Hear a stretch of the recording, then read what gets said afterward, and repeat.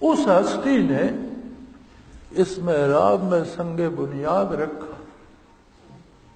ساتھ کیسے لوگ تھے؟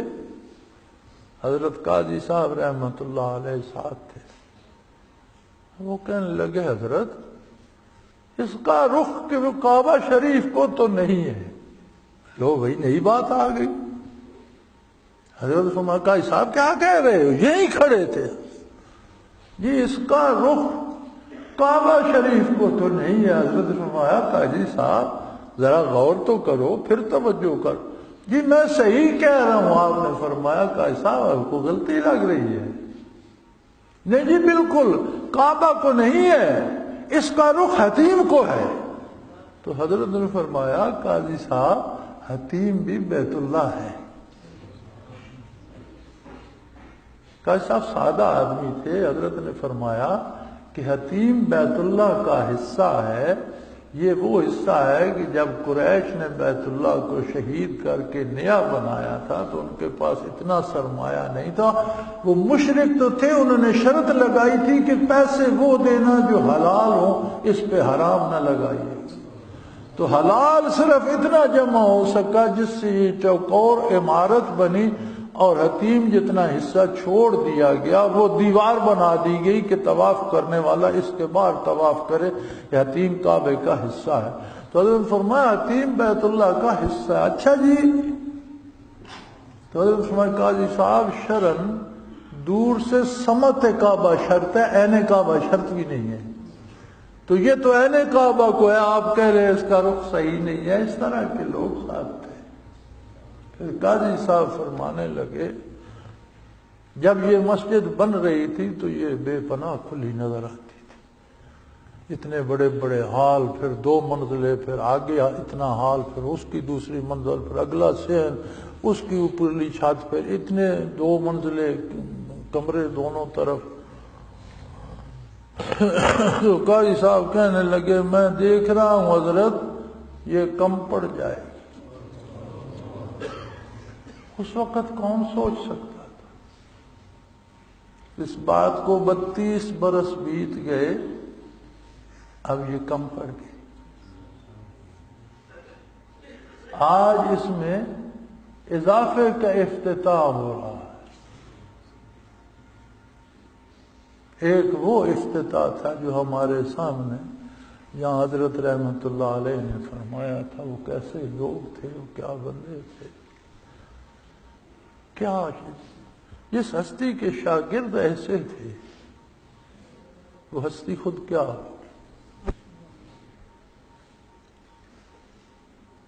یہ کس کے دل کا نور ہے جو لاکھوں قلوب کو روشن کر. پھر قاضی صاحب نے ایک بات اور کی. حضرت میں سمجھتا ہوں یہ دنیا کا مرکز ہوگی. حضرت نے فرمایا آپ نے یہ بھی صحیح سمجھا. تیسری بات قاضی صاحب نے کی. حضرت مجھے نظر آتا ہے یہ مرکز تو قیامت تک جائے گا. حضرت نے فرمایا یہ بھی صحیح سمجھا آپ نے، بس ایک آپ کو وہاں ٹھوکر لگی، باقی آپ کی بات صحیح ہے. آج میں دیکھ رہا ہوں، اس بات کا تجربہ کر رہا ہوں کہ یہاں رات کو 9:15 سے 10 پون گھنٹہ جو ذکر ہوتا ہے وہ بین الاقوامی ہوتا ہے.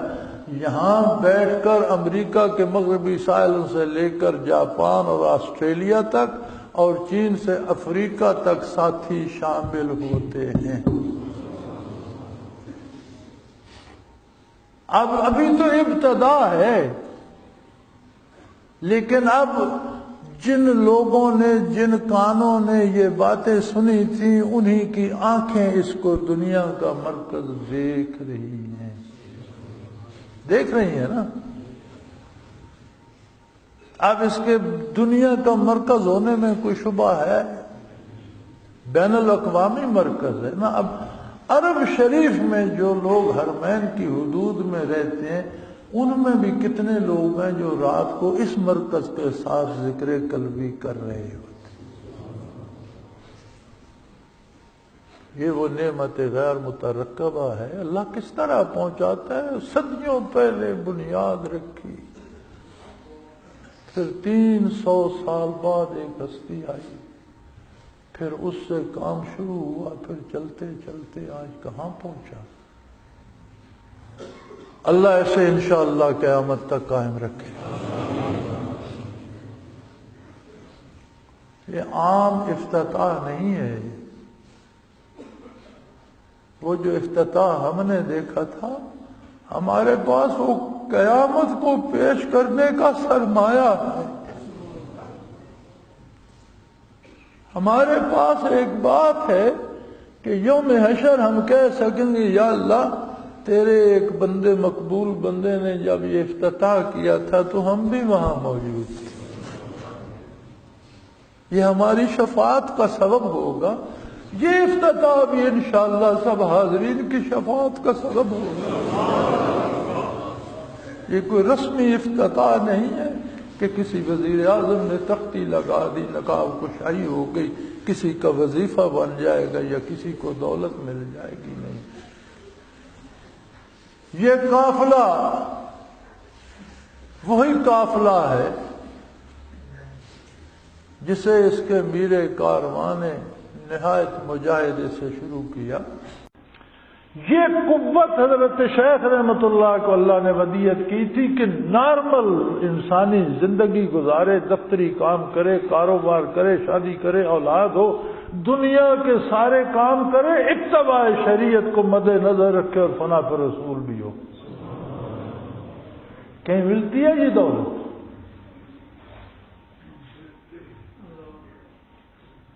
یہ جو آپ لوگ تشریف فرمائے، کون تارک کے دنیا ہے آپ میں سے؟ دنیا کے سارے کام کرتے ہیں، ایک ہی پابندی ہے کہ شریعت کے خلاف نہ ہو۔ سب کام کرو، شریعت کے خلاف نہ ہو۔ ہاں تنہائی میں بیٹھ کر کوئی مجاہدہ کرے تو مشاہدہ ہو جائے گا، کشف ہو جائے گا، بازار جائے گا، لوگوں سے ملے گا، وہ نحوست پڑے گی، مشاہدات نہیں ہوں گے، کشف نہیں ہوگا۔ لیکن کشف مقصود تو نہیں، قرب الہی مقصود۔ مقصود قرب الہی ہے، کشف اللہ تو نہیں ہے، کشف بھی تو غیر اللہ مقصود تو نہیں ہوتا۔ کہیں تاریخ تصوف میں یہ دیکھ کر بتاؤ کہ نارمل انسانی زندگی گزارتے ہوئے اسے فنا فی رسول اور فنا فی اللہ نصیب ہو، نہیں ملتا سوائے مولوی اللہ یار رحمت اللہ علیہ کے، کہیں نہیں ملتا۔ تو خوش نصیب ہو تم لوگ حضرات و خواتین جنہیں اس دوسرے، یہ 32 سال بعد، آج سے 32 سال پہلے یہ بات ہو رہی تھی، یہی ہم موجود تھے، یہ ساتھی بھی موجود تھے کہ یہ جگہ کم پڑ جائے گی۔ بہت سے ساتھی یہاں بیٹھے ہیں جو اس وقت بھی موجود تھے، یہ بات سن رہے تھے۔ آج ہم دیکھ رہے ہیں یہ جگہ کم پڑ گئی۔ 32 سال قوموں کی زندگی میں کوئی عرصہ نہیں ہوتا، اور یہ سلسلہ بھی ایک قوم ہے، ایک نیشن بن گئی ہے، تصوف کی ایک قوم بن گئی ہے۔ قوموں کی زندگی میں تو 32 سال کوئی چیز نہیں ہوتے، لیکن یہ تو اتنی جلدی 32 سال ہی ہم دیکھ رہے ہیں کہ اضافے کی ضرورت پڑ گئی، اور اس حال سے 4 گنا اضافہ آگے کیا جا رہا ہے۔ یہ جو بہت بڑے حال ہم نے بنائے تھے، اس سے 4 گنا اضافہ آگے ہو رہا ہے، اور اس سے آگے اس سے زیادہ جگہ میں نے وقف کر دیا ہے انشاءاللہ، کہ جب کبھی پھر فرصت آئے گی، ہم نہیں ہوں گے، کوئی اور اللہ کا بندہ ہوگا، وہ آگے اضافہ کر۔